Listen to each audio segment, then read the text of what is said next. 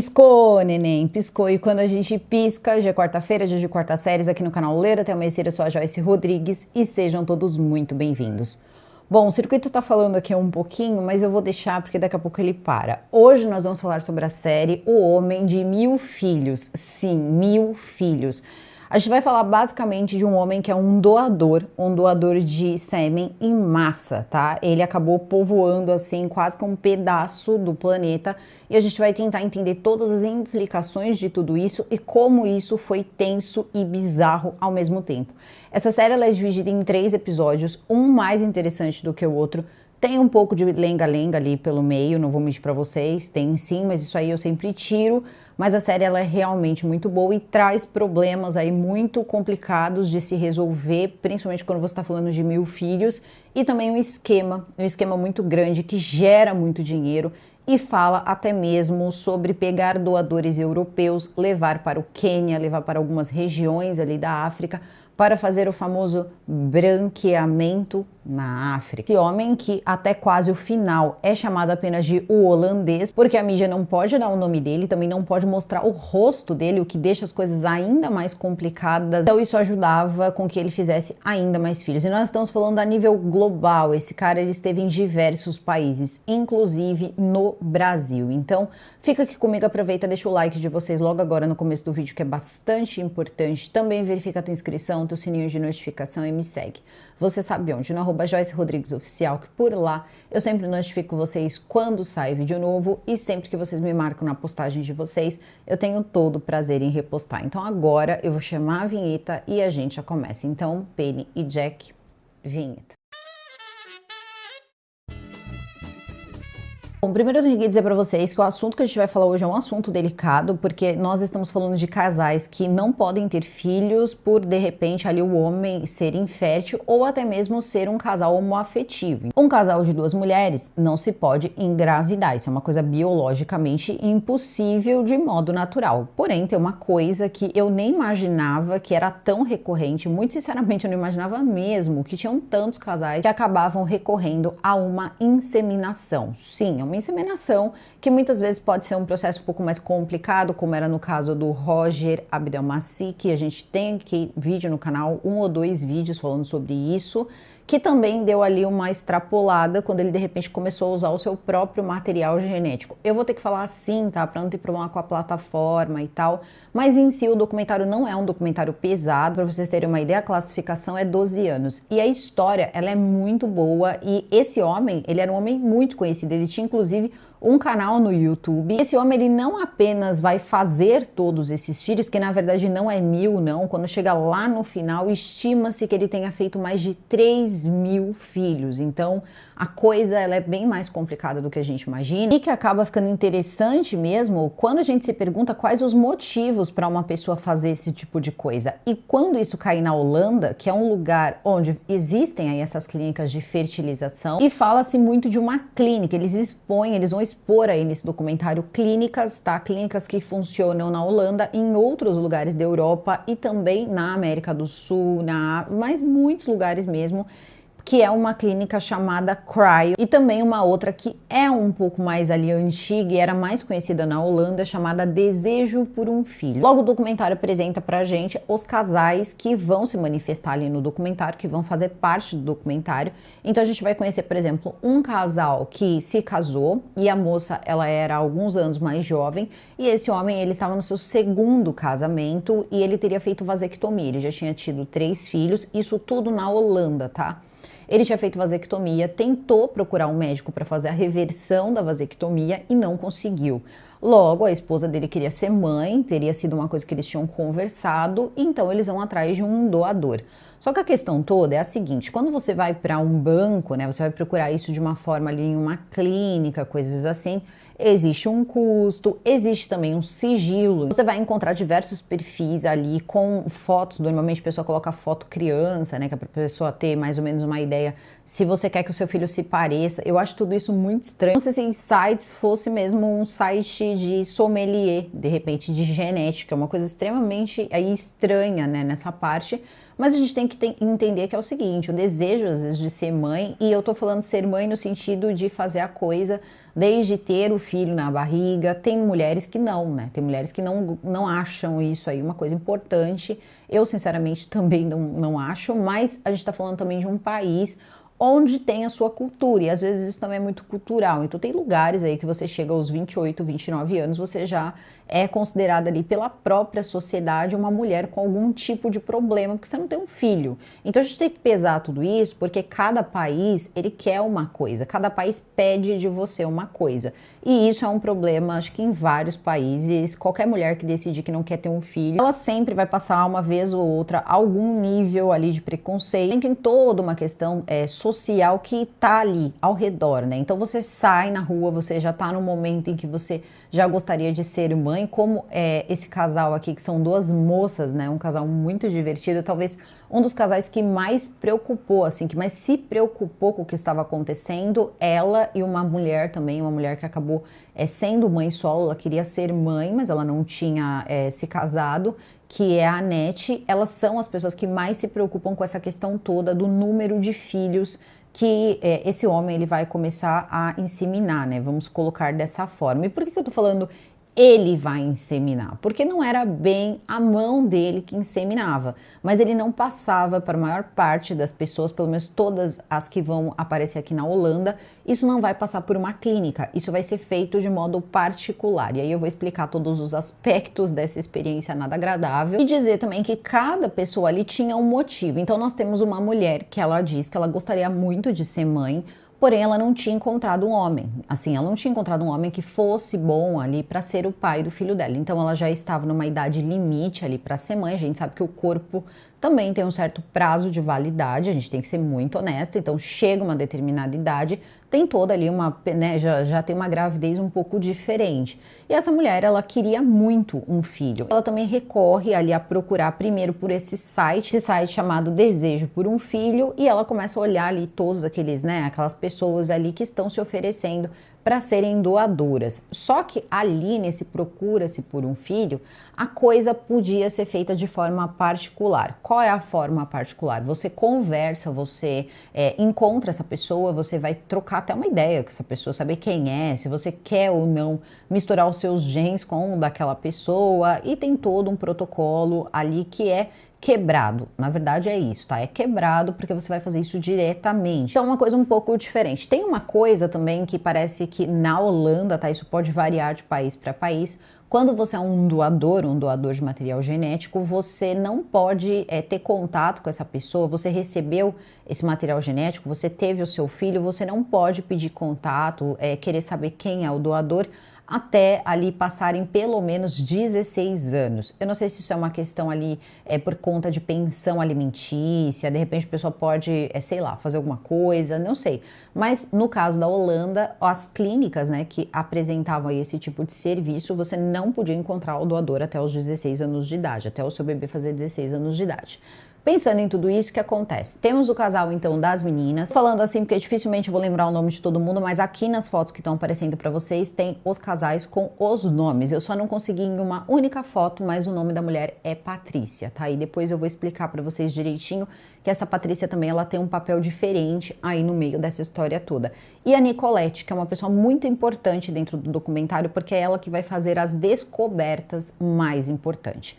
Estamos falando de pessoas que estavam assim com muita vontade de ser mãe. Segundo as moças ali, que são um casal, uma delas já estava naquele ponto que nem ela fala que na Holanda eles dizem que você já tá com os seus óvulos balançando, assim, quase que tocando os sinos. É como se fosse aí o que a gente fala assim, aquela questão toda que a gente tem aqui no Brasil de, olha, acho que o seu relógio biológico tá batendo, enfim, essas coisas aí que as pessoas têm o costume de falar. Só que ela disse que era o seguinte, ela sempre quis ser mãe.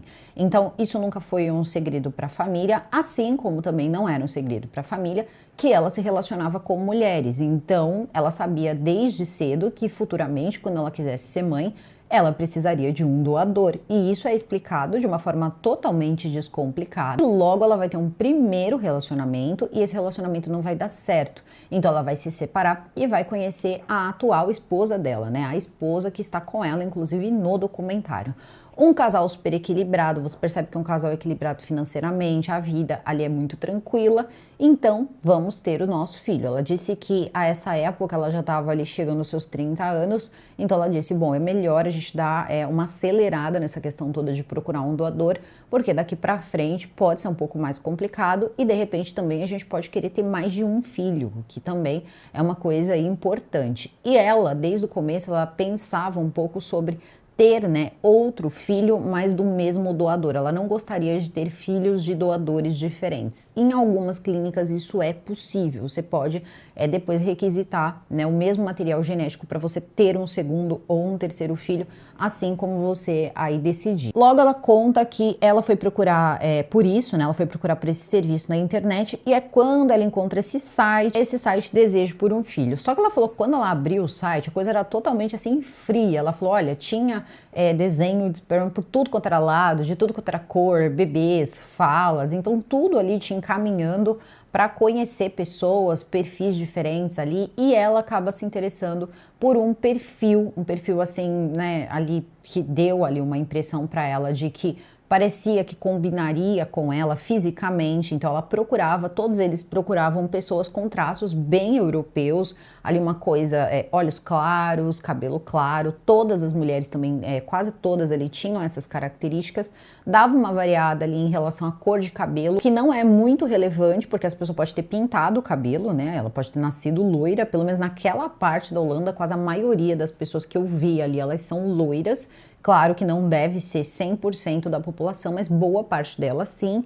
Então começa-se ali a fazer as procuras, preencher os requisitos e ela começa a ver fotos ali de possíveis doadores. Então ela vai encontrar um rapaz chamado Lion. Ela vai olhar o Lion tá escrito ali, né, descrito ali como um homem que trabalha no ramo financeiro, que era um cara inteligente, aí tem tudo lá, né, as capacidades intelectuais da pessoa, e ela decide marcar um encontro, porque ela disse que ela queria saber se aquela pessoa seria uma pessoa legal ali para ela juntar os genes e tudo mais, meio que assim, quero conhecer meu doador. Parece estranho, mas a gente até tem que pensar que tem um sentido. Se ela tá com a mente aberta a esse ponto, acho que tudo bem. Ela tá querendo fazer ali, ela tá querendo conseguir, né, essa forma aí de doação de uma forma particular. Então acredito que faça aí algum sentido conhecer a pessoa, por que não, né? Logo ela marca esse encontro, ela pergunta, pede foto, teria pedido foto para ele manda uma foto muito estranha de lado e tal, e de frente você consegue perceber, depois esse rapaz realmente, ele aparece no documentário, o Lion, ele é um rapaz bem alto, então assim, um rapaz bem grandão mesmo, com um rosto assim, bem mesmo daquela, uma coisa meio nórdica mesmo, sabe? Tinha assim um porte assim meio nórdico. A questão é que ele não tinha um fio de cabelo assim na cabeça, no rosto, ele era bem assim, sem nenhum tipo de pelo. E ela olha ali aquela situação, quando ela encontra pessoalmente, ela olha de longe e ele vira de lado, e ele tinha uma cicatriz na cabeça que é de fora a fora, e como não tinha cabelo, dava pra ver muito bem a cicatriz, ela disse, não, eu tô achando esse cara meio estranho, é melhor a gente procurar outra pessoa. E aí aparecem duas opções para ela, e ela acaba achando um rapaz que ela encontra ali e encontra basicamente ali o que ela estava procurando. Ela estava procurando um rapaz que tinha um sorriso sincero, que mantinha ali uma conexão com ela, que tinham traços ali que podiam combinar com os dela. E aí o que ela faz? Ela decide conhecer esse rapaz, começa a trocar mensagens com ele e ele diz o seguinte para ela. Ele diz que ele é um homem que ele conta um pouco da história dele mais pra frente, mas eu já vou contar agora, que é pra gente entender como era apelativo tudo. Ele conta que ele conheceu um homem na faculdade, um amigo na faculdade, que tinha sérios problemas porque eles tinham problemas de infertilidade entre ele e a esposa. E aí foi quando ele viu que ter um filho pode mudar a história de um casal, pode mudar a história, pode mudar vidas. E que ele queria isso na vida, ele queria mudar vidas e que inclusive ele construía orfanatos no Quênia. Guardem essa informação dos orfanatos no Quênia, que isso vai ser bem importante.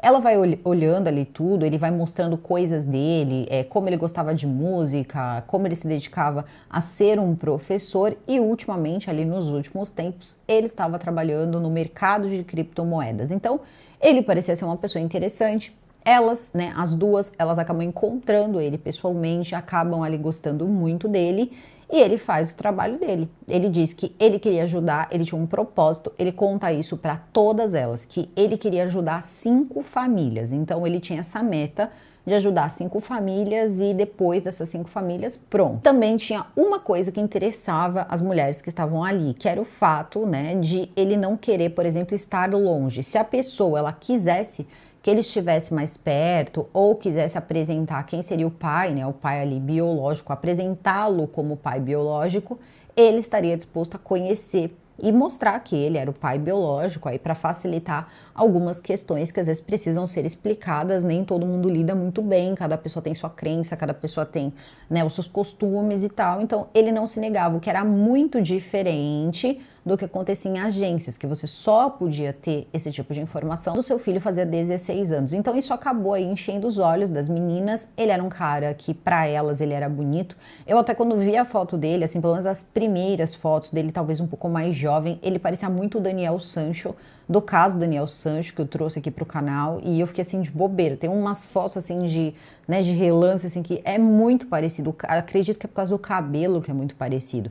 Mas ele tinha muito orgulho desse cabelo chamava muita atenção das pessoas, inclusive as pessoas diziam, eu quero meu filho tendo esse cabelo, ou uma filha tendo esse cabelo. Então realmente ele preenchia os requisitos ali para muitas pessoas. Só que no caso, né, das moças ali, do casal, ele acaba dando ali num potinho, tá? A coisa num potinho, elas buscam na casa dele, entrega no potinho e tudo mais. Teve também ali o casal, né, que tinha, o rapaz, ele tinha feito vasectomia, e a moça, ela também queria o filho dela, então ela foi buscar também o potinho dela. As coisas ela acabou se perdendo, você tem que manter quente por um tempo. Você acaba matando ali o sêmen, então precisava manter quente. Ela tentou manter quente o quanto deu, só que ela se perdeu, então ela liga para o marido dela.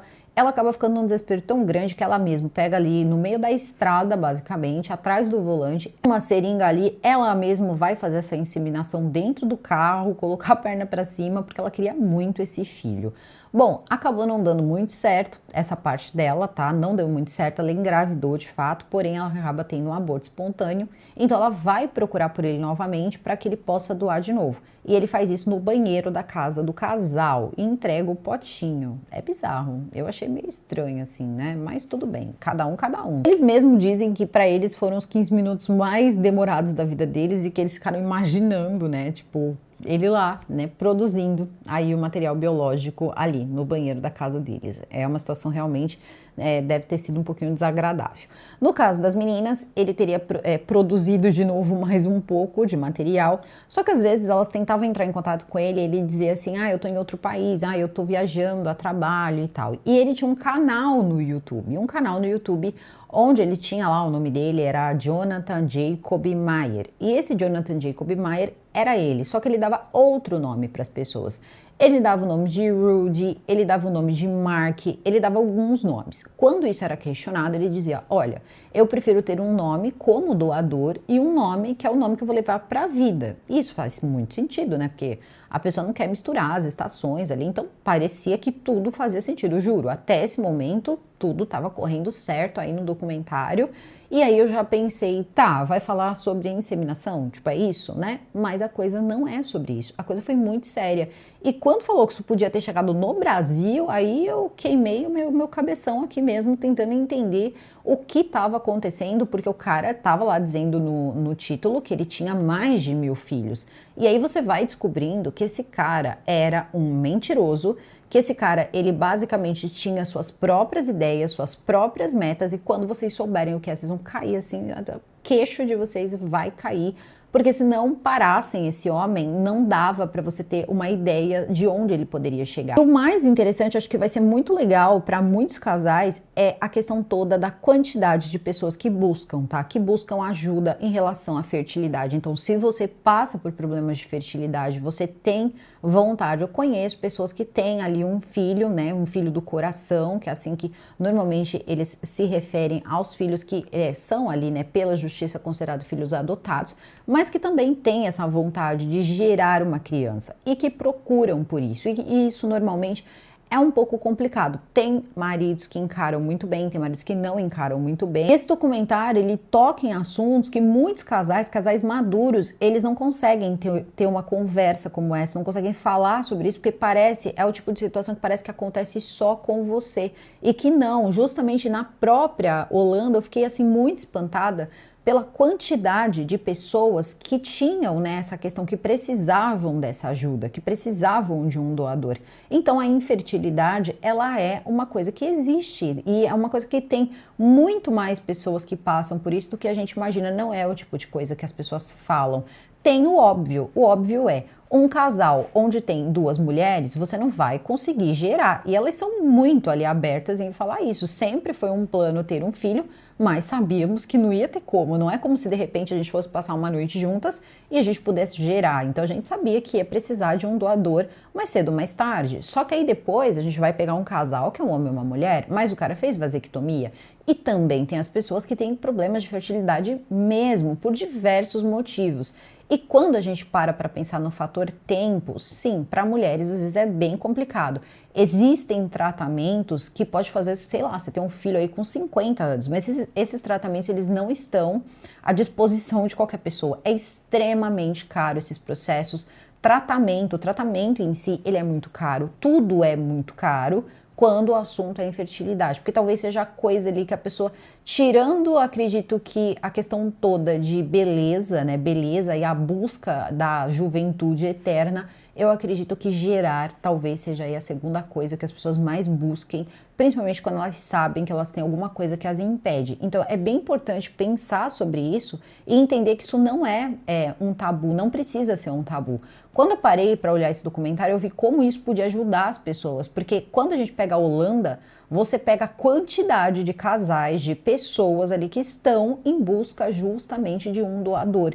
Isso mostra que muitas pessoas precisam dessa ajuda, então ninguém precisa se sentir envergonhado. E a única coisa que eu não tenho como afirmar para vocês, porque eu tô falando de um documentário, é se isso é uma coisa que é recorrente, se as pessoas falam normalmente sobre isso ou apenas estavam falando porque se tratava de um documentário. Também tem isso, então eu gosto de deixar as coisas bem explicadas, mas pensem nisso, tá? Se vocês têm essa questão, pensem nisso, se já passaram por essa questão, comentem aqui embaixo, porque isso pode ser uma coisa que, assim, pode ser decisivo para muitas pessoas. Eu acho que é uma coisa bem importante. Diversas situações podem levar um casal a ficar infértil, incluindo o homem, porque normalmente quando bate a questão toda da infertilidade, as coisas ali, elas sempre são mais direcionadas para a mulher, quando na verdade a mulher faz tratamento, não consegue porque o problema não é com ela, o problema é com o homem. E às vezes o homem ele não quer nem mesmo saber se ele é ou não infértil. Algumas coisas ainda não mudaram, então isso aí é bem importante de lembrar. E nesse caso aqui, a gente está falando de uma pessoa ali, né, de uma pessoa e depois até mesmo um pequeno grupo de pessoas que são doentes, tá? Doentes. Existe ali pessoas que são, sei lá, fazem isso, tem gente que faz isso até para ajudar a pagar a faculdade, tem de tudo aí, mas assim, como vai ser feito, isso é uma coisa aí entre o casal, mas eu acho que é bem importante reabordar esse assunto. Só que no caso desse moço aqui, assim, na minha opinião, ele tinha que estar preso, mas é só a minha opinião, porque o que ele fez é imoral, é bizarro, mas não é crime, pelo menos não era, né, até chegar a um limite, porque tudo precisa de um limite. Então, vou continuar aqui a história. Bom, tem umas, né, tiveram vezes ali que ele queria fazer isso de uma forma natural. Então, ele conhecia a pessoa, jogava umas cantadas na pessoa, acabava fazendo um encontro com a pessoa. Ele também não era um cara feio e ele já queria dar a semente dele, vamos falar assim. Isso não é para ficar infantil, porque realmente a gente pode ter problema com a palavra. Mas ele queria dar a semente dele, então às vezes ele encontrava essas mulheres, algumas eram solteiras, né, realmente já estavam chegando na idade que teriam problemas para engravidar e que queriam os seus filhos, tinham condição de cuidar, de criar, estavam bem ali na carreira, então ele se encontrava com elas e fazia isso ali do modo natural, né, tinha uma noite com elas e elas acabavam grávidas. Só que ele, principalmente para essas mulheres que se encontravam, diferente daqueles, né, 2 primeiros casais que eu falei para vocês, do potinho e tal, ele mantinha uma certa proximidade do filho. Então isso era uma coisa que elas gostavam e que depois acabava virando uma chantagem. Ele fazia tanta questão de se aproximar que de repente aquele filho que nascia se acostumava. Então elas tinham medo de ficar questionando demais ele e ele se afastar porque aquilo faria falta para os seus filhos. Então ele começava a jogar de todas as formas possíveis. E sempre que a pessoa ia procurar ele por algum motivo, ele dizia que estava viajando. E o pior é que não era mentira, porque ele fazia vídeo, ele subia vídeo no YouTube, então ele ia mostrando que ele estava no... Só que assim, cada vídeo dele ele estava num país diferente. Você ficava assim de bobeira, ele estava no Quênia, ele estava na Argentina, ele estava na Itália, ele estava em Paris, ele estava em vários lugares aí do mundo. E você pensa, né? Bom, ele trabalhava no mercado de criptomoedas, né? Deve ser isso, vai encontrar investidores, vai encontrar alguém, sei lá como é que funciona isso, eu nem sei como funciona a criptomoeda, mas enfim, era o que ele dizia para as pessoas, né? Então elas acreditavam. Mentira não era que ele estava viajando, mas o motivo dele estar viajando, tá? Seria basicamente isso, porque eu também não posso ficar entregando logo de cara tudo, porque senão a coisa perde totalmente a graça, tá? O que dá, a gente vai trazendo aí, já arrastando aqui um pouquinho pra frente. Também tem o caso da Nicolette. A Nicolette também é uma mulher lésbica, que não queria ter uma pessoa, ela não tinha uma companheira, ela não era casada, ela não queria ter relações com o homem. Ela teve uma época que ela teve, porque ela comenta que ela teve uma mulher de um ex-namorado, de um primeiro namorado, então eu acredito que ela seja bi, não sei, talvez seja. Só que ali no documentário ela vai contando que assim, ela não conseguiu ter ali de repente uma estrutura, assim como tem ali o primeiro casal, né, das duas moças, ela não conseguiu ter uma pessoa com ela, mas ela era uma professora, uma pessoa ali estruturada. E o que aconteceu foi que ela queria também ter a filha dela, ela também queria um bebê e ela queria passar por toda essa experiência, então ela também procura por ele. E tudo bem, as coisas começam a acontecer, ele vai doando com a mesma frequência que eu tô me coçando aqui, porque eu tô bem alérgica hoje, mas assim, ele doa e ele sempre vem com o mesmo papo. Não, é porque as pessoas perguntam, escuta, você tá doando, mas você tá doando de uma maneira aqui informal, você tá entregando aqui pra gente, mas assim, você já ajudou quantas famílias? Você já colocou isso para quantas pessoas? E ele sempre dizia 5 famílias. Então todas as mulheres que acabavam com ele achavam que era a terceira família, a segunda família. Então ele ia mentindo para essas mulheres da Holanda. Ele foi mentindo muito bem. Inclusive, vai ter um momento, por exemplo, que eles vão achar que assim, tá na hora de ter o segundo filho. Então, se eu quero o segundo filho, eu vou procurar ele de novo, eu vou explicar a situação e ele vai ali fazer este favor, vai emprestar ali um pouco ali do sêmen dele para que a gente consiga aí ter um segundo filho. E vai ser justamente nessa hora que as coisas vão começar a ficar um pouco estranhas, porque as meninas entram em contato com ele, falam, olha, a gente está querendo ter o segundo filho, você pode ajudar a gente? E ele diz que sim. Ele disse que está viajando, não poderia ali, ela teve o primeiro ciclo, depois o segundo ciclo. Ele também tinha prometido ali falar com uma outra mãe, que ele também não apareceu, justamente porque ele estava viajando. Você acompanhava o canal dele no YouTube? De fato, ele estava viajando. E aí depois, nesse período aí, uma delas, né, disse o seguinte, bom, agora a gente vai ter que esperar, né, vamos ter que esperar ele voltar a entrar em contato. Um certo dia ele entra em contato, uns 3 meses depois, ele entra em contato com elas e diz o seguinte, olha, vamos nos encontrar em um shopping. Ele teria marcado ali no maior shopping que tinha no local, ali na Holanda, e eles se encontram, eles estão numa cafeteria conversando e ele diz, olha, eu vou aqui no banheiro, já entrego pra vocês. Então essa coisa tava começando a dar uma certa assustada, e aí uma delas diz o seguinte pra ele, fala, escuta, você tá fazendo mais ou menos uma contagem de quantos filhos você tem, né? E é aí que as mentiras vão começar, porque cada uma que perguntar, ele vai dar um número. Então, uma pergunta, ele diz, tenho em torno de 20, 25. Eu tenho 50. Aí a pessoa fala, nossa, 50? Né? Poxa, muita gente, Jonathan. E ele diz assim, não, porque já não é o primeiro filho, não é o segundo, tem gente aí que já tá no terceiro filho, mas eu tenho controle de todos, eu falo com todos, e essa coisa toda, os filhos foram nascendo, as coisas foram acontecendo, até que um belo dia surge uma denúncia, sim, uma denúncia. E essa denúncia ela vai acontecer depois que a Nicolette, que tiver com a filha dela lá na escola, descobrir que uma amiga dela do trabalho que fez uma inseminação, a filha dela tinha traços ali muito parecidos com a dela. E ela chegou e perguntou quem era o doador, né? Quem era o doador dela? Ela disse, é um cara de Haia. E aí ela falou assim, nossa, que interessante, o meu também é um cara de Haia. Ela ainda brincou, falou assim, não me espanta se for um homem chamado Jonathan. Ela diz, mas é um homem chamado Jonathan. Ela disse que nesse momento ela parou assim, olhou e pensou, ok, elas vão crescer aí sabendo que são irmãs, meias irmãs, futuramente a gente pode trabalhar isso e essa coisa toda. Só que Neste bairro da Nicolette, meus amigos, tinha pelo menos aí umas 10 pessoas que tinham usado o Jonathan, tá? Que o Jonathan tinha, enfim, dado material. Então, assim, olha quantos casais, quantas pessoas. Por isso que eu tô dizendo que é uma questão talvez mais abrangente do que as pessoas falam, que é essa questão da infertilidade, tá? Principalmente a infertilidade masculina. Se fala muito da feminina, mas não se fala da masculina. Então, nesses casos aí que a gente foi vendo, a gente já foi vendo que ele não teve nem critério. Ele foi colocando essas pessoas muito próximas em um único bairro, essa quantidade de pessoas do mesmo, com o mesmo sangue, sem saber, isso é muito fácil ali de acontecer um incesto, porque é o seguinte,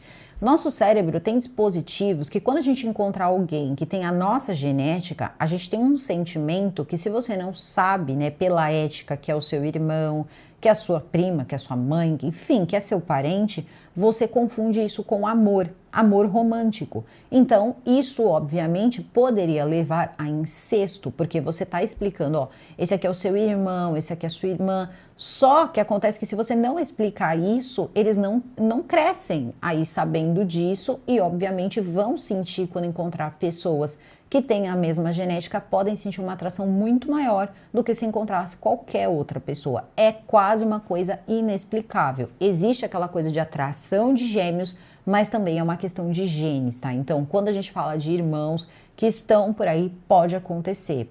E algumas literaturas até mesmo fantasia mesmo, uma coisa romance, a gente encontra aí pessoas que acabaram se relacionando com pessoas ali que eram seus irmãos de sangue, porque tem essa atração e não sabe o que aconteceu. Por isso que é tão importante tomar cuidado com essa questão da fertilização. Isso tudo foi deixando ela muito brava, porque ela foi vendo que era muita gente. Ela começou a fazer perguntas para ele e ele começou a mentir para ela. Aí ele chega e diz para ela que ele já tinha ajudado em torno de 50 mulheres. E ela começa a questioná-lo. Todo mundo ali começa a questioná-lo de alguma forma. Porque a Nicolette vai fazer como se fosse um grupo no Facebook, porque ela quer saber quem são os irmãos da filha dela, começa a ficar preocupada. Segundo a Nicolette, um dia a filha dela encontrou um garoto que estava ali no mesmo bairro, e ela sabia que ele era filho do Jonathan também, então eles seriam meio irmãos. Todo mundo estava brincando junto, só que ninguém explicou muita coisa. E a filha dela já estava numa idade ali de uns 10 anos de idade, e a filha dela começou a dizer como ela gostava daquele garoto. E ela começou a dizer que ela o amava, e ela explicando, você não pode, ele é seu meu irmão, começou a conversar com ela. Ela disse, mas eu posso fazer o que se eu o amo? Então foi uma situação que despertou na Nicolette uma raiva muito grande quando ela, né, prestou atenção nessa situação. E aí sai, né, na rádio, ela tá ali ouvindo rádio, quando de repente sai no jornal da Holanda uma matéria dizendo que um holandês, eles não podiam dizer o nome, que um holandês tinha mais de 112 filhos e explicam que ele era um doador e tudo mais e que ele teria burlado leis, teria enganado pessoas, e ela escuta aquilo tudo e diz assim, bom, eu não me espantaria se fosse o Jonathan, né? Mas ela pensa ali sozinha. Só que depois era o Jonathan. E foi quando ela ficou ainda mais brava. Todo mundo ficou muito brava, mas ali quem eu mais vi ter sentimento e não curtir tanto essa ideia do que estava acontecendo foi a Nicolette, tá? Para ela aquilo ali não estava sendo uma experiência assim muito interessante nem mesmo de descobrir, mas ela foi quem mais foi atrás. Então o que ela fez? Ela fez esse grupo, começou a procurar mais e mais mulheres, ela abriu ali, colocou nome, foi fazendo tudo que pôde e elas começaram a conversar por Skype. As mulheres entrando em contato, mostrando seu rosto, dando sua identificação, o que ajudaria muito, porque quando elas entravam em contato, sabia-se quem eram os irmãos. Então isso ajudava de fato, até mesmo para você saber que os seus filhos não poderiam se relacionar. Ela dizia assim, como vai ser quando a minha filha crescer? Ela vai ter que perguntar para todas as pessoas que ela se relacionar se ele é fruto de uma fertilização. Então são situações ali muito complicadas para essas pessoas que vão crescer. E nós estamos falando de 112 pessoas. E por que surge esse número aí de 112 pessoas? O geneticista de uma clínica recebeu uma denúncia de que tinha um homem da clínica dele, que doava na clínica dele, que estava fazendo doações particulares. Ele acaba então puxando a ficha aí desse rapaz, do Jonathan. Só que ele percebeu que o Jonathan já tinha ultrapassado e muito o número de 25 filhos que ele poderia fazer ali por aquela clínica, né? Que ele poderia doar ali naquela clínica. Então ele pega e acaba excluindo o Jonathan aí desse local aí onde ele acabava fazendo as suas doações. Ele vai ter um problema muito grande, porque como ele sabe que tem essas doações informais, então quer dizer, não consta no banco de dados, o número era grande, era bem maior. E ele começa a falar com mais 11 clínicas que tinham lá na Holanda na época.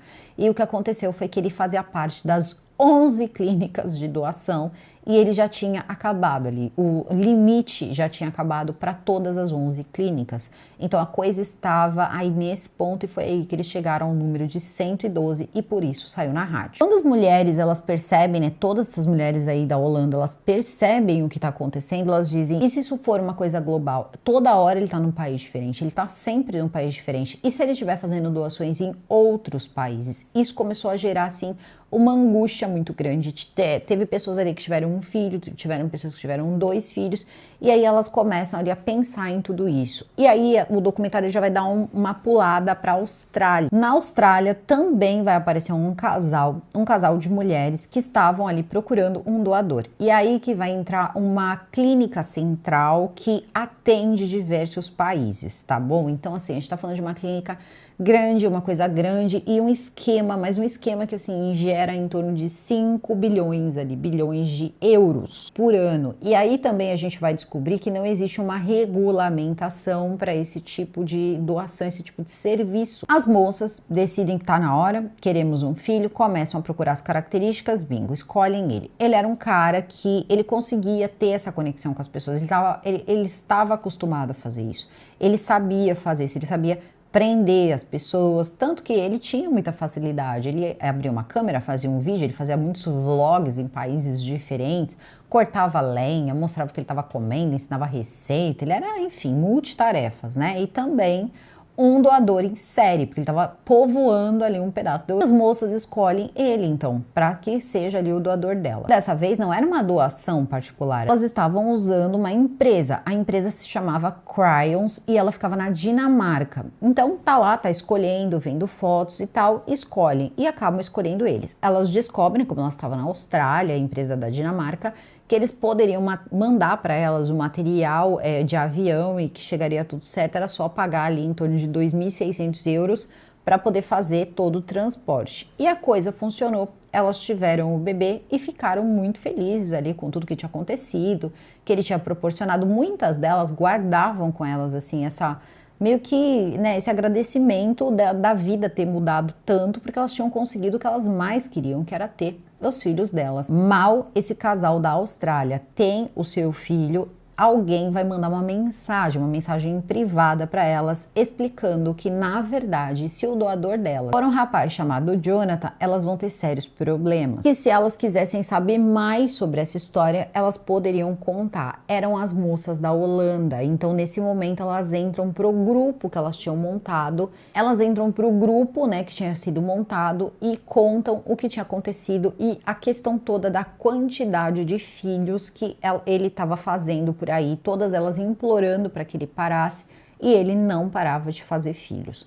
Tudo bem, nesse momento o que elas decidem fazer? Primeiro elas ficam muito nervosas porque elas dizem, olha só, ele tá por aí, ele tá fazendo e fazendo filhos, elas levantam, descobrem que ele estava em agências ali pelo mundo todo e elas não sabem mais o que fazer. É nesse momento que elas decidem se juntar e tomar uma atitude, porque uma hora ele ia ter que parar, ele precisava parar.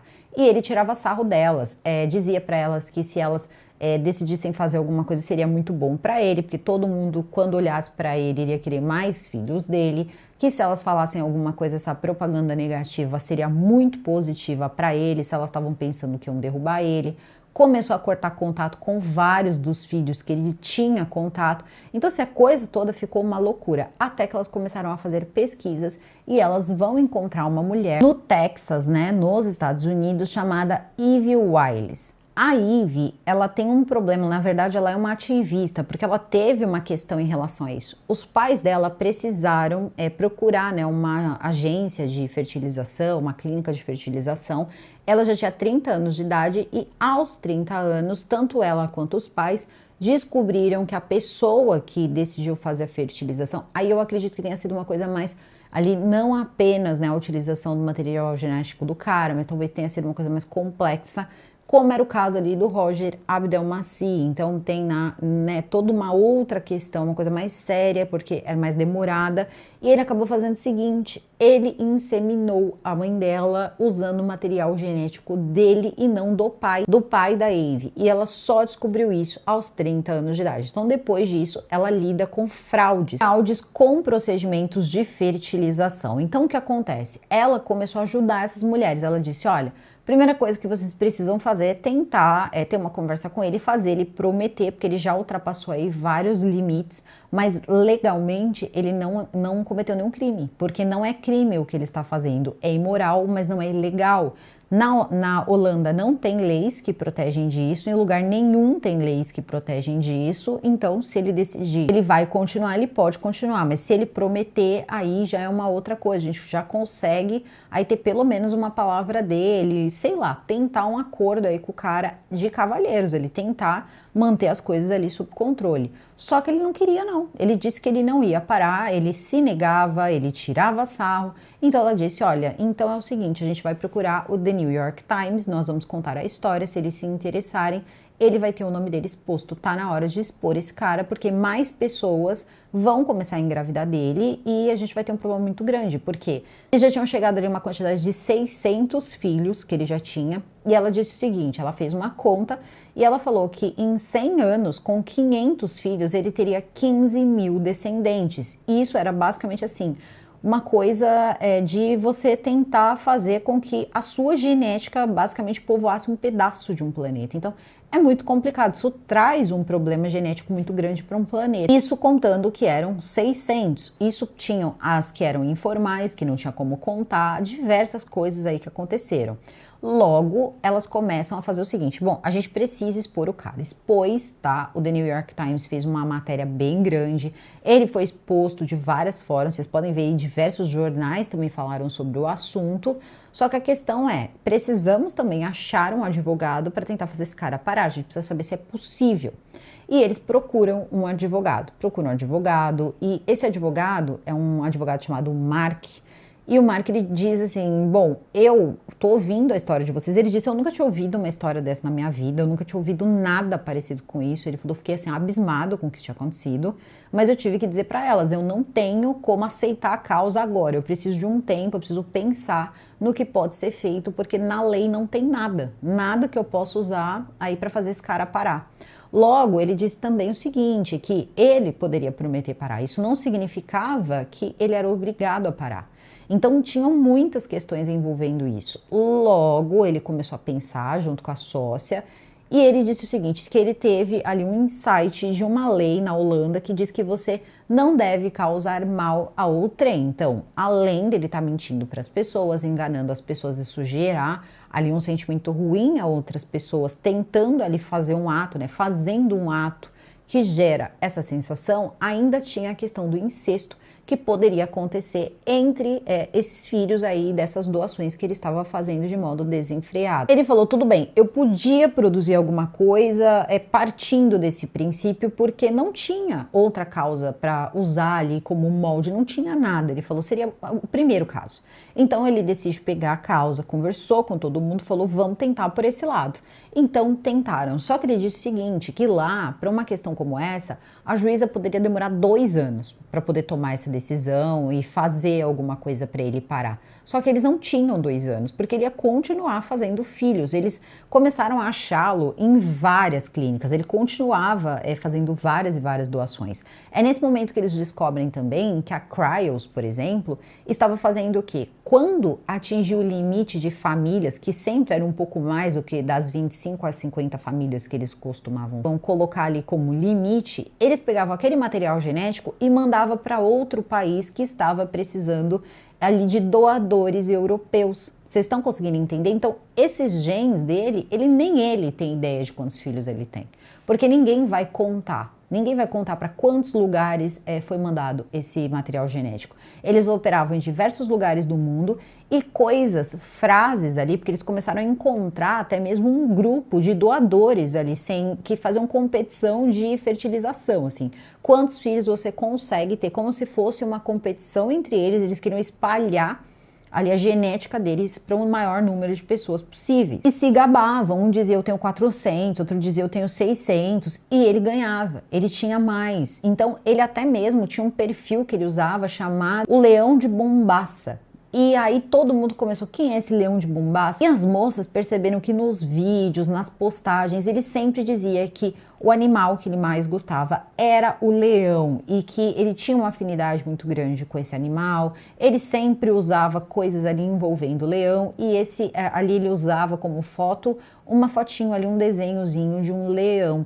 E aquilo tudo deixou elas pensando se aquele Leão de Bombaça não era o Jonathan.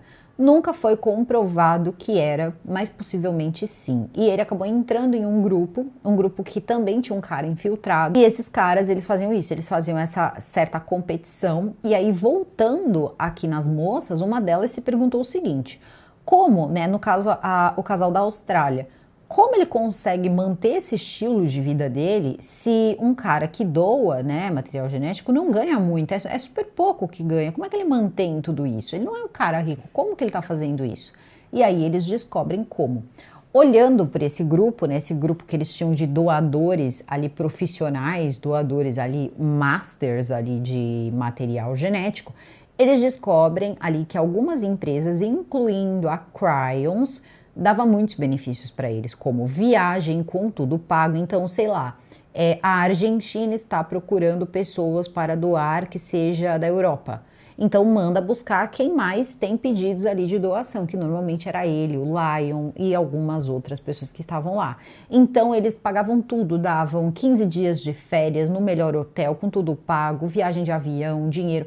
Enfim, tudo que eles queriam ali para que eles pudessem fazer o serviço e ser ordenhados ali como se fossem vacas e depois iam embora e deixavam aquele material todo que podia ficar todo naquele país ou ser mandado para outro. Então, quer dizer, isso aí estava se espalhando pelo mundo. Teve uma lista de países que eu anotei que não é nem a metade dos países que foram citados, mas é que eu fiquei assim, sem ter o que dizer, né? Quando tudo isso começou a aparecer, vocês estão vendo os mapas, né, que tem cabecinhas ali, né, de emoji de neném, porque são os países ali que foram sendo colocados, mas são vários. Quando você olha num geral, pega o globo inteiro. Tem genética desse cara praticamente no mundo inteiro. Aqui, ó, peguei alguns exemplos como Áustria, Itália, França, Romênia, Dinamarca, Quênia, Argentina, Rússia, Polônia, Austrália, Ucrânia, Alemanha. Também tem países asiáticos, outros países também da África, e eles falam o seguinte no grupo deles. No grupo dos doadores, eles diziam que, na verdade, o Quênia era o novo Éden e que eles estavam lá para branquear o Quênia. Eles estavam lá para branquear a África. É uma coisa, assim, absurda. Eu acho que vocês têm mais ou menos uma noção de como isso é um problema real. Então,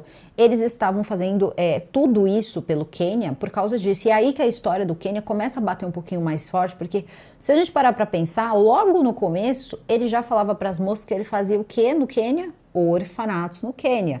Então, quanto tempo ele já estava ali doando no Quênia? Quantas pessoas ele pode ter dado ali material biológico no Quênia? Então, é uma preocupação grande. E parece que não foi só o Quênia, teve outros lugares.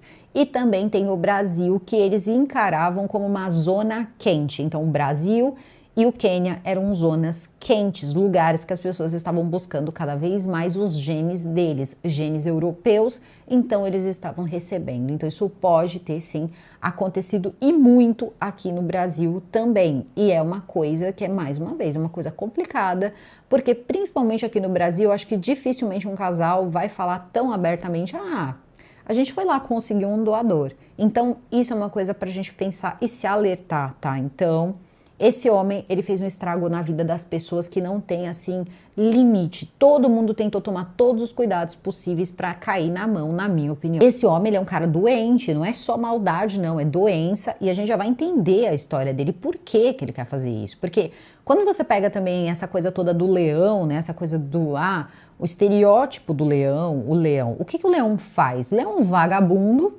tá? Que também nem se a gente pegar uma coisa chamada arquétipo, por exemplo, você pega um arquétipo do leão, é um arquétipo péssimo. Você tá vendo um cara que é vagabundo, você tem ali um arquétipo de um ser vagabundo que fica só olhando a sua prole. Ele fazia jus ao arquétipo, porque ele também queria tomar conta da prole dele. A um ponto que ele tinha uma lista com o nome de todas as pessoas que tinham tido filhos dele. Pelo menos acredito que a maior parte, porque depois vocês vão descobrir como isso aqui é sinistro. Aí já começa a virar mesmo um filme de terror. Eu não tô brincando, um filme de terror, porque a coisa passou totalmente de qualquer limite, de qualquer história que eu já tenha contado ou que eu já tenha feito, porque é muito esquisito isso aí, tá? Mas é muito esquisito mesmo. Eu não sei se eles eram um grupo, um culto, não sei, de verdade, não sei.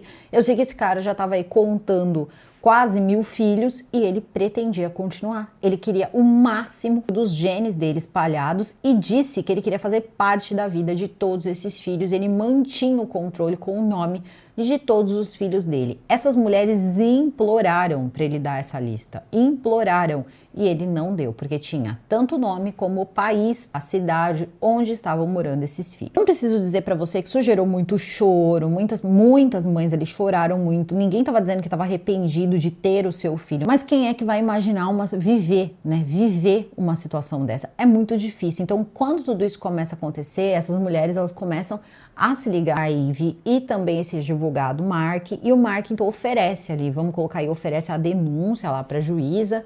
Algumas mulheres escrevem, mais de 50 famílias escreveram cartas de impacto, que são aquelas cartas que são lidas, né, para serem acolhidas, porém tinha essa questão no caso aí jurídica, que o Mark tinha explicado. Não tem diretamente alguma coisa que fale sobre isso na lei. Então, se essa juíza ela decidisse em favor, né, dessas famílias, em favor desses filhos que ele estava fazendo, seria uma coisa assim que ela teria que ter mais do que boa vontade, ela teria que ter coragem, porque você está mexendo num terreno desconhecido, você não sabe se aquilo ali pode ou não. Ela podia fazer o certo, como eles, né, dizem, ou ela podia fazer o mais simples, porque o certo seria bem difícil de fazer e depois ela que teria que lidar ali com todas as outras questões que vão além, né? Vai para depois do julgamento, quando as portas se fecham entre ela e seus superiores. Então a coisa toda era muito séria. Voltando à questão da juíza e do grupo, era o seguinte, o advogado disse, vocês precisam descobrir se ele parou, porque ele pode chegar para a juíza e dizer que ele parou, e não tem nada que prove que ele não parou, ele não tem como a gente provar que ele não parou. É nessa hora que elas têm uma ideia, tá? As mulheres se juntam e têm uma ideia de contratar uma atriz, e essa atriz, ela vai se passar por uma mãe, uma mulher, né, que tá procurando ser mãe e que tá procurando um doador, e entra em contato com ele. Ela fez de tudo, até flertar, ela flertou, tudo, até ela conseguir chegar no ponto em que ele vai dizer para ela que sim, que vai doar para ela. Quando chega nessa hora, era tudo que eles queriam, era tudo que precisava ali pro advogado, para entregar pra juíza, tudo. Ela tira vários prints, ela fica muito feliz, inclusive mesmo sendo atriz, ela fica feliz em ter ajudado, porque era uma coisa muito triste que ele estava fazendo, e ela entrega tudo isso, conseguiu aí fazer a parte dela, e eles conseguem provar para a juíza que ele não tinha parado, e que provavelmente ele não ia parar, porque tinha uma das mensagens que dizia que ele não tinha parado, então ele continuou fazendo. Enquanto isso aí tudo tá rolando, ele tá fazendo. A juíza então aceita e diz que vai mandar para ele uma intimação formal. Ele recebe a intimação, mas ele não poderia comparecer na audiência no dia que ela teria estipulado, porque ele estaria no Quênia, tá? Então ele estaria no Quênia, mais uma vez o Quênia. Logo nesse momento ela diz o seguinte, então você me promete que quando você sair do Quênia, você vai vir aqui, a gente vai, né, fazer audiência e tudo mais? Ele disse sim. Então chega um momento em que essas pessoas precisam, né, conversar, precisam se entender, vai acontecer ali um julgamento, ele precisa explanar quais eram as ideias dele. Então, quando ele chega de frente para a juíza, ele chega de terno, tá todo mundo muito nervoso, assim, com tudo que estava acontecendo, e ele chega para a juíza e ele diz que ele não vê problema nenhum no que está acontecendo. Que, na verdade, não existia um problema deles serem irmãos, isso não geraria incesto, porque eles sabiam quem era irmão de quem e ele queria ser participativo na vida de todos eles, então não teria porquê. Ou eles poderiam usar um símbolo nas suas redes sociais, porque assim todo mundo saberia quem ali seria filho dele ou não. Resumindo, ele queria marcar os filhos dele, seria basicamente isso. E aí a juíza fica assim, só deixando ele falar. Ele diz assim que isso, inclusive, é um novo conceito, né? Um novo conceito de vida, um novo conceito disso, um novo conceito daquilo, tratando o que ele está fazendo como se fosse um experimento. E aí muita gente pode estar se perguntando, mas por que ele fazia isso? Assim, porque o tempo todo é a única coisa que você se pergunta, por que que ele está fazendo isso? É quando vai aparecer uma mulher chamada Patrícia. Ela vai aparecendo aos poucos, então eu resumi tudo aqui pra gente já chegar também no delator, porque vai ter um desses caras aqui que vai decidir falar no documentário. Ele decidiu que ele não quis se manifestar em nenhum episódio do que estava sendo falado. A Patrícia, ela queria ter um filho, então ela conhece ele via esse site e tudo mais, e os dois começam a ter como se fosse uma relação. Ele começa a ir na casa dela, e ela começa a dormir com ele, e começam ali todas as coisas e tal. Só que ela diz o seguinte, que ela teve a criança dela, conseguiu ter a criança dela, e os dois continuaram juntos. E ela conversava muito com ele, então ele contou muito da história da vida dele para ela. Ele era um de 8 filhos, tá? Então a família era grande, e ele passou a vida inteira dele procurando alguma coisa. Assim, ele não tinha muita coisa no que pensar. Uma hora ele queria ser uma coisa, uma hora ele queria ser outra. Ele deixava o cabelo curto, ele mudava de cabelo, ele mudava o estilo de vestimenta. Uma hora ele queria ser músico, outra hora ele queria ser professor, outra hora ele queria estar mexendo no mercado financeiro. Até que um dia ele parou de procurar. Então é quando ela diz que ela acha que foi naquele momento que ele achou que o propósito de vida dele, ele falava muito de propósito, e que o propósito de vida dele seria esse, o propósito de vida dele seria ajudar pessoas a ter filhos. Só que não era bem isso. Talvez o propósito da vida dele fosse ter o maior número de filhos possíveis, porque ele começa a se aliar, inclusive, a outras pessoas. E aí a gente vai ter que falar do delator, porque assim, um desses caras tinha mais ou menos um ranking com 5 caras que eram as pessoas que mais doavam, que mais tinham filhos aí. Um deles era um cara infiltrado, então ele não fazia parte daquilo. E ele decidiu falar com a Netflix, só que rosto borrado, voz borrada. E ele disse que isso surgiu há 10 anos atrás, mais ou menos, um pouco mais de 10 anos, quando eles decidiram, ele e o Lion. Lembra do Lion? Que as meninas foram conhecer, que tinha cicatriz na cabeça e tudo mais, eles eram amigos, tá? Então, o Jonathan, amigo do Lion. Os dois juntos montam esse site Desejo por um Filho. E era eles que tomavam conta do site. Então, o que acontecia? Tinha diversas pessoas ali para você escolher, muitos perfis diferentes. Todos eram os mesmos. A genética ali era a mesma para todo mundo. Não tinham todas aquelas pessoas. Todos os perfis criados eram eles que criavam. Então, por mais que você escolhesse qualquer pessoa, sei lá, uma pessoa de pele negra, não importa, o que você ia receber era a genética deles, era o material biológico deles. Então, aquilo ali era uma farsa e eles dois é que acabavam tomando conta disso, mexendo e fazendo todo o sistema ali de escolha. Então, sempre ficava ali no quem mais respondia as perguntas, quem mais era receptivo, que era ele e o Lion. Então, era sempre desse jeito. E os dois começaram a criar uma certa competição e dividiam a quantidade de mulheres a serem fertilizadas ali, que eles iriam, enfim, não seriam fertilizadas, que receberiam a doação deles ali e começaram a competir em números. A coisa começou a sair do controle porque vocês lembram de todas as mulheres da Holanda. Todas elas procuraram ali, enfim, um doador por onde? Exatamente pelo site deles, só que ninguém sabia que o site era deles. Isso tudo era uma coisa que eles estavam fazendo de modo ilegal. Chegando nesse ponto da história, vocês lembram que eu contei para vocês que tinha a questão toda do Lion, tinha também o delator. O delator, ele vai contar que quando, né, eles montam tudo isso, eles chegaram em um nível de desequilíbrio que eles começaram a misturar. Essas pessoas, elas recebiam material biológico, material genético. Porém, elas recebiam misturado, misturava o dele e o do Lion, como se fosse assim, o mais forte vai sobreviver. Então, eles ficavam ali sem ter certeza, todas as mulheres da Holanda ali que estavam no documentário fizeram exames de DNA para saber se os seus filhos eram do Lion ou se os seus filhos eram do Jonathan, porque ele misturava no potinho. Então, ele começou a fazer isso com várias mulheres. Então, quem escolheu o Lion levava também a genética do Jonathan.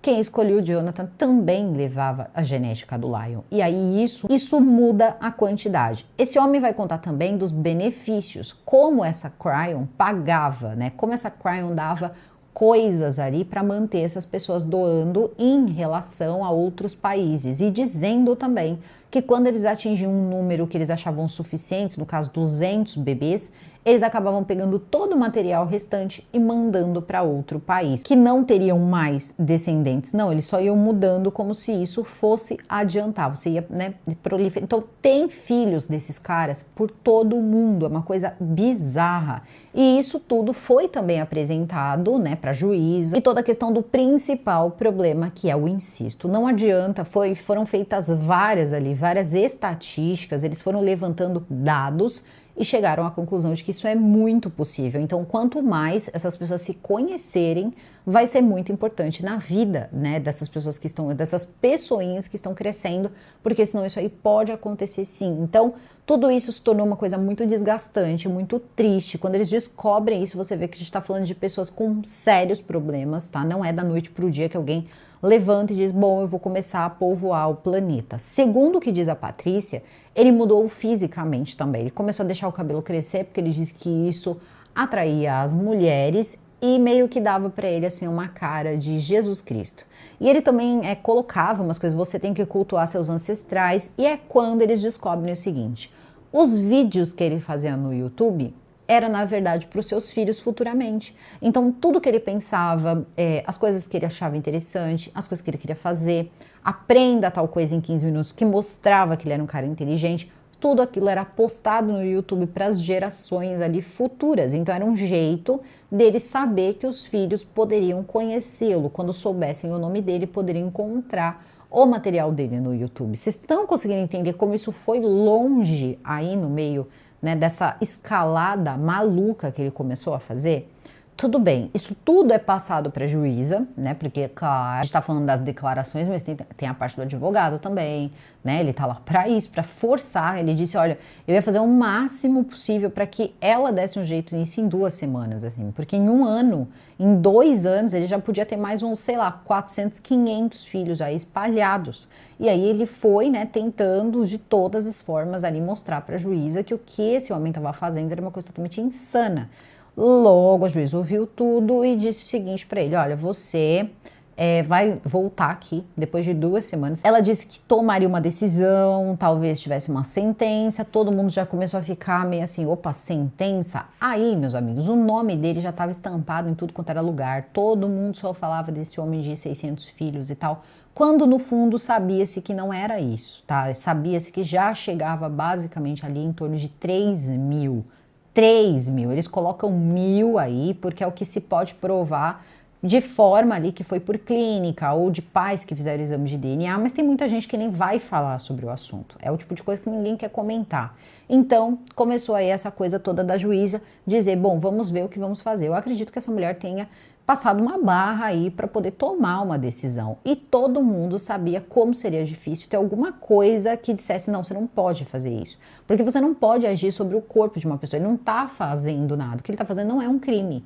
Tá? Ele está usando o corpo dele. Ele não está fazendo nada, né? Em nenhum lugar isso seria crime. Chega o dia da audiência. Tudo isso, a única data que se tem é uma data de 2017. Então, temos ali o casal das meninas holandesas e também das australianas, que foi depois, mas as holandesas, acho que o filho delas já tem 12 anos. É só assim que a gente consegue ter mais ou menos uma ideia, tá, de tempo. Eles não estipulam tempo, não sei se é por uma questão de não expor também as pessoas, não sei, mas é bem difícil você ver tempo ali. Você vai vendo a troca de país, você vai vendo, né, a troca ali, as pessoas passando pela situação, mas a questão de data não é prioridade no documentário. Logo, o que vai acontecer é o seguinte: vai chegar o dia do julgamento. As holandesas vão conseguir assistir, o julgamento está acontecendo na Holanda, o rosto dele já é conhecido, o nome dele já é conhecido, aparecendo em todos os lugares. A mídia estava assim, ó, enlouquecida na frente, né, do fórum, enfim, para esperar tudo isso. Ele chega super nervoso, coçando a cabeça, suando e tal, e vai ouvir lá o que a juíza tem para dizer. Aí a juíza vai dizer o seguinte: como você pretende evitar que aconteça um incesto? Vai ser assim uma pergunta básica. E aí ele volta a dizer que não vai acontecer, porque ele vai fazer parte da vida dessas pessoas, ele quer fazer parte da vida dos filhos dele, e que ele estava ali justamente por causa disso. As pessoas procuravam ele porque ele ia dar esse suporte de fazer ali o papel, vamos colocar aí o papel dele de pai. A juíza vai fazer a seguinte pergunta para ele, assim, só isso, vai falar assim: eu gostaria de saber qual é o seu plano para você estar presente em 600 formaturas, porque você tem 600 filhos, você, né, tá dizendo que você vai participar de tudo, você tem que participar de 600 formaturas, 600 aniversários, 600 casamentos, depois você vai ter netos. Como você pretende administrar isso no seu tempo? E aí ele não teve resposta. Logo, a sentença dela foi a seguinte: ele estava proibido de fazer qualquer tipo de doação de material biológico, e caso chegasse alguma informação de que ele estava continuando, fosse lá ou em outro lugar, ele iria pagar uma multa de 100 mil euros. E todo mundo sabe que ele não tinha 100 mil euros. Ele vivia muito bem, mas ele vivia de acordo com o que essas agências iam dando para eles. E eles fazem uma denúncia forte, não sei, não entendo aí dessas empresas, mas eles falam muito dessa Cryons, tá? Então não sei aí em quantos, né, países aí pode estar atuando essa Cryons, mas eles também falavam muito no grupo dessa questão, né, da necessidade de europeus no Quênia, de europeus na África, de europeus no Brasil, desses genes, tá? Eu tô falando em sentido esperma deles, tá? Não eles necessariamente. Poderia ser só o material mandado, não precisava estar lá a pessoa física deles, não. Mas é colocado isso sim. Então, basicamente, eles ganharam, eles conseguiram fazer ele parar. Só que esse cara ficou muito pé da vida, ele ficou com muita raiva. Então, algumas semanas depois, os programas de TV começaram a chamar ele, afinal de contas, ele gostava de falar bastante, e ele achava absurdo, ele dizia como aquilo era absurdo, que ele só queria ajudar pessoas, e ninguém parou para pensar que ele, para ajudar as pessoas, né, doando, ele passou quase 50 mil horas da vida dele para produzir este material e fazer as pessoas felizes, e que essas pessoas não pensaram nele em momento nenhum que era uma decisão arbitrária, era uma decisão injusta. E ele continua com esse discurso de que houve sim ali um equívoco, que não era nada daquilo, que ele poderia sim fazer parte da vida desses filhos.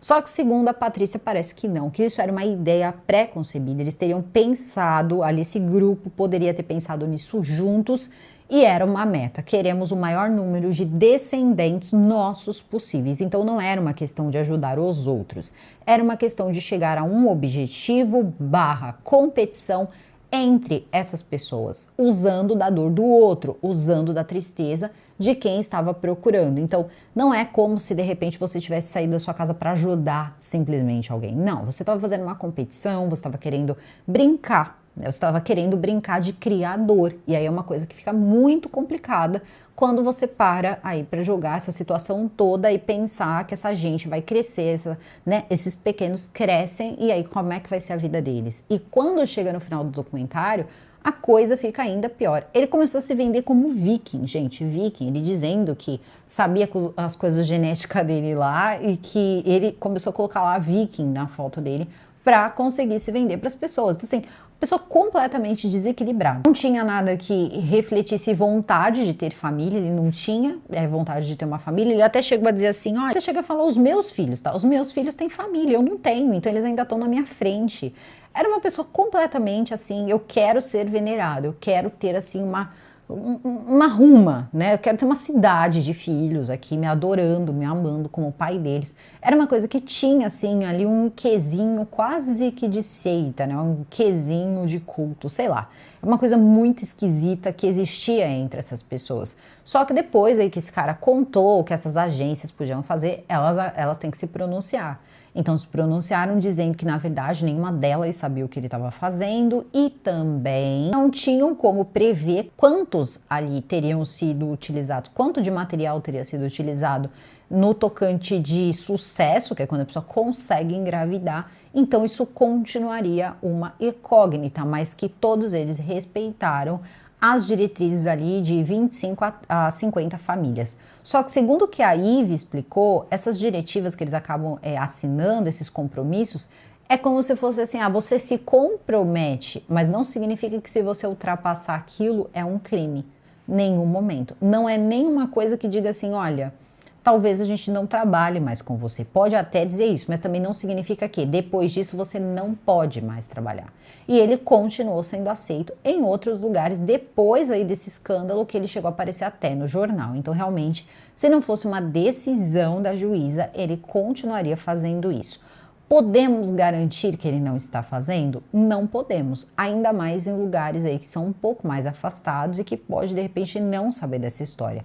E essa é a importância do documentário, você saber quem é o cara, pegar uma foto desse cara, colocar numa rede social, que pode ser muito aleatório para você, mas quem passou por isso vai ser bem importante, mas bem importante mesmo, pode ser a diferença entre muitas situações complicadas quando esses pequenos atingirem a idade adulta. Ele vai dar um jeito. Ele não consegue, virou uma compulsão em fazer isso. Então não dá para saber se ele vai ou não parar. Ele foi exposto. Agora muitas pessoas através do documentário vão saber pelo menos qual é o rosto dele, o nome dele.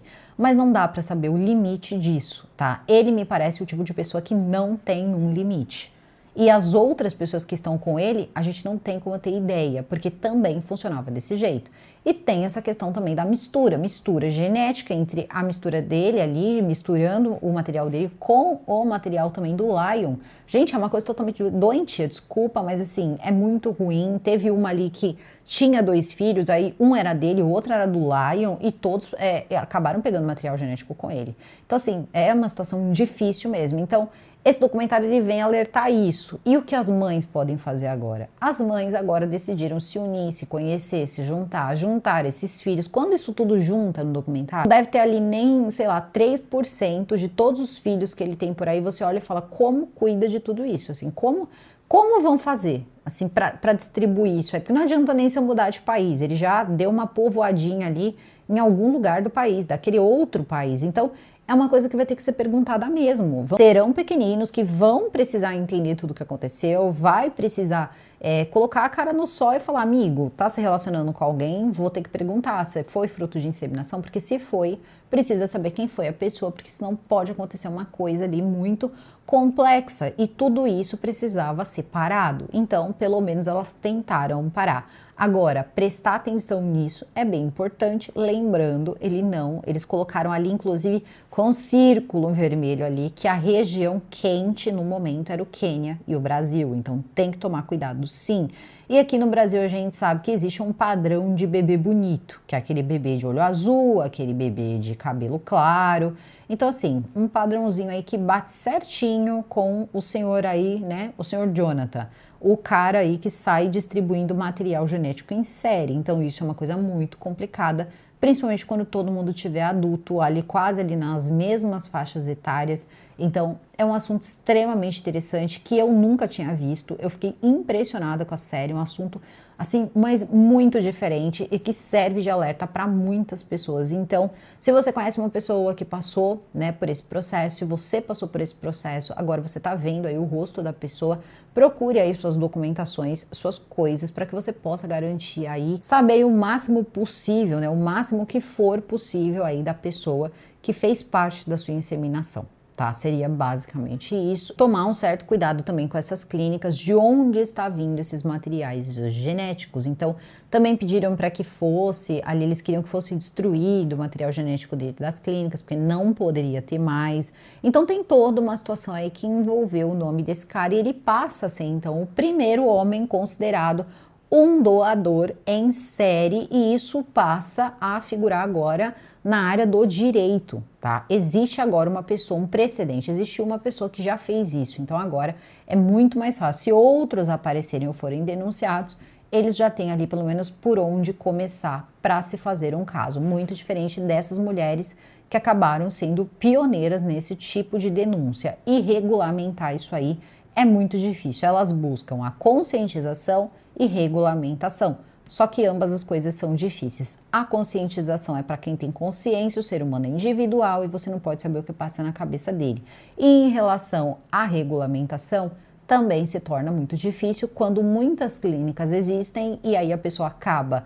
Essa questão toda de um número, né, um número de filhos em uma clínica, ela pode facilmente, anonimamente, ir para uma outra clínica. Então, veja só o estrago que aconteceu na Holanda, quando eles dois, né, ele e o Lion, decidiram fazer, sei lá, 20, 30 perfis diferentes, onde todos os materiais se tratavam da mesma pessoa, eram da mesma pessoa, era dele ou era do Lion. Então, eles foram muito, mas muito ruins. Ninguém fez nada pro Lion até o momento. O Lion também não se pronunciou. E esse documentário foi totalmente focado nele, foi totalmente focado neste rapaz. Isso não significa que o Lion também não tivesse ali os seus 450, 550 filhos, mas o dele ali passava muito do limite, passava de 3.000 filhos. Então, essa história realmente é de arrepiar. Eu, sinceramente, eu achei de arrepiar, porque eu, assim, achei que seria algum tipo de pegadinha, ou alguma coisa mais, assim, né, do caso, como, por exemplo, do Roger Abdelmaci, mais uma vez, né,